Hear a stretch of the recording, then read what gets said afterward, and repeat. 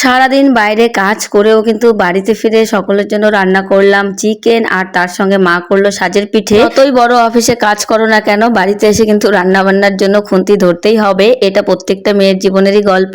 শুধু মেয়েরা কেন, এখন ছেলেরাও পিছিয়ে নেই, তারাও কিন্তু বাইরে থেকে কাজ করে এসে আবার পছন্দ মতো রান্না বান্না করে নিজের লাইফস্টাইল লিড করছে। শুধু সেটাই না, আবার ভিডিও করে সুন্দরভাবে শেয়ারও করছে।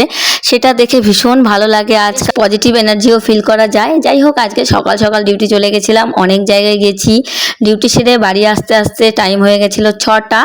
এসে একটু ফ্রেশ হয়েছিলাম, তারপরেই মা বলে একটু চিকেনটা রান্না করবি, তাহলে আমি সাজের পিঠেটা করে নিতাম। টুবাই ওদিকে সাজের পিঠে আর মাংস ঝোল খাওয়ার জন্য পাগল হয়ে গেছে, বারবার এসে বলছে কখন হবে দিদুন, কখন হবে। তো মায়ের কথাটা ফেলতে না পেরে আমি রান্না করে নিলাম চিকেনের ঝোল, আর এদিকে মা করে নিয়েছিল সাজের পিঠে।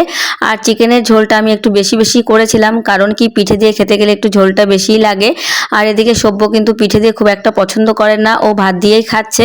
আমি আর আমার ভাগ্নি এখন বসে পড়েছি, পিঠে দিয়ে এই ঝোলটা দিয়ে খাবো। দারুণ লাগে খেতে।